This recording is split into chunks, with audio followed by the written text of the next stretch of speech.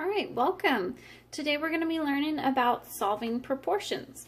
And if you'll remember, a proportion is an equation showing two equal ratios. So we've got a couple of examples over here. We're going to work those out first. They're just like two ratios. So how do you go from 40 to 8? Well, you're going to have to divide by 5. And so if we do the same thing up here, 15 divided by 5, we're going to get out 3.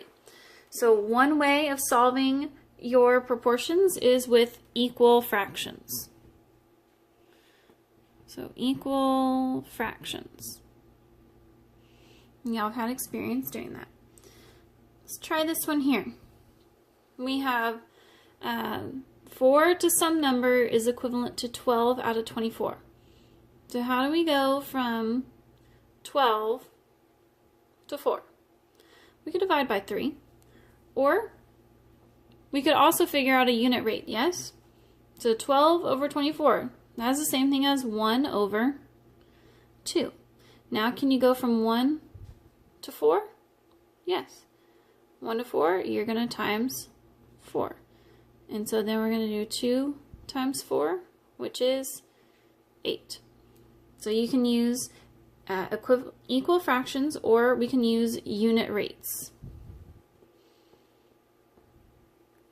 On this one we could have done either, but I wanted to show you the unit rate way, or remind you of it.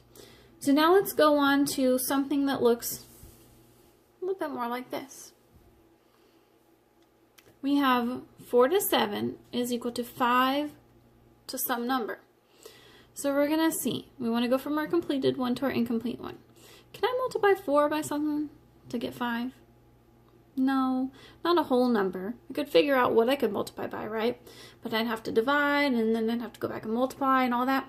Well, essentially what we've been doing when we have to divide and then go back and multiply is we have been using what are called cross products. If you'll remember, to tell if two fractions, because ratios are essentially fractions, to tell if two fractions are equivalent, you look at their cross product. Do you remember the little butterfly method? So here we have 4 times x, so that's 4x. And that's supposed to be equivalent to 7 times 5, which is 35. So we have 4 times some number x is equal to 35. And we got that from the 7 times 5. Well, how are you going to figure out 4 times what number gives you 35? Well, you're just going to divide. You divide by 4. To figure out what you multiply by, you divide by what you have, right? So we got to do 35. We divide it by 4. 4 goes into 35 8 times for 32. And our difference here is 3. 4 goes into 30 7 times. Make sure you brought up your decimal. And that's 28. Your difference is 2. 4 goes into 20 5 times. So we have figured out that x is equal to 8.75. And that's what would go in your empty spot there. So all we did was multiply the two numbers across from each other and then divide by the one number that we had across from the variable, the x. So that is the cross product method. So now we have 3 different ways to solve our proportions. You can use a unit rate, like I showed you up there. You can use equivalent fractions, like I showed you in the first examples, or you can use cross products, aka the cross multiply and divide method. Okay, cross multiply and divide, because that's all you do. You multiply the two numbers across from each other and you divide by the third number that you have. So let's go ahead, we'll go do an example. Alright, the school was holding a food drive. The ratio of cans to boxes was 3 to 4. If Austin counted 126 cans, how many boxes should he have? So we're going to start with our labels. You have cans to boxes. Okay, so we got cans to boxes. And it says the ratio of cans to boxes was 3 to 4. And it says if he has 126 cans, how many boxes should he have? Now, you can solve this using the ratio tables like we've done before, but I'm going to show you how to do our cross multiply and divide. So you look at the two numbers that are diagonal from each other. Then you look at your the other diagonal. You should have one number across from a question mark or an X, whatever the case may be. You multiply where you have the two numbers, and then you divide by this odd guy out. So we're going to do 126 times 4. So 4 times 6, that's 24. 4 times 2 is 8 plus 2, that's 10. 4 times 1 is 4 plus 1, that's 5. So we get 504, and then we got to divide by 3. So 504 divided by 3. 3 goes into 5 one time. 5 minus 3 is 2. 3 goes into 20 6 times for 18. And 20 minus 18 is 2. Bring down your 4. 3 goes into 24 8 times. And so then you would be done. So we have figured out that he would have 168 boxes. Alrighty.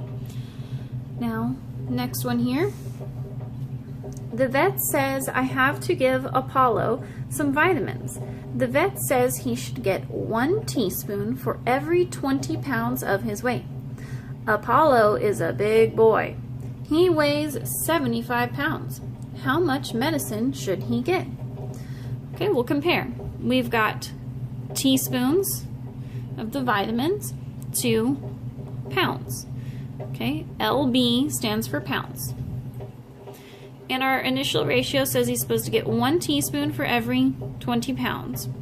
And we know that Apollo is 75 pounds. So we're going to put the 75 where the pounds are. Now 20 will not multiply by a whole number to get 75. And again, in order to find out what you would multiply by, because that is still important sometimes, it's called the scale factor. And you will need that for different applications. But what you're essentially doing is cross multiplying and dividing.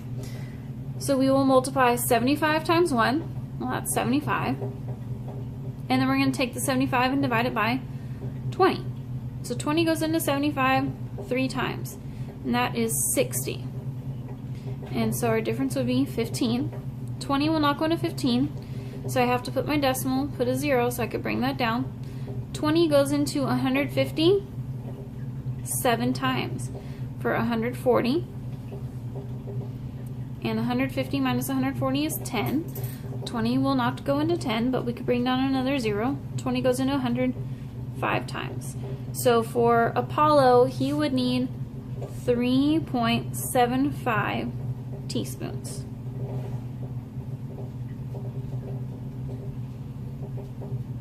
For his weight. Okay, and then of course I have to have you try one on your own. So we're just going to write it down here. And let's say it says we have a heart beats. A heart beats 56 times in 1 minute. How many times would the heart beat in, let's do 15 minutes? Okay, so a heart beats 56 times in 1 minute. How many times would the heart beat in 15 minutes? So I want for you to set up your proportion and use the cross multiply and divide method in order to find out how many times the heart would beat in 15 minutes. And I'll see you guys in class. Bye.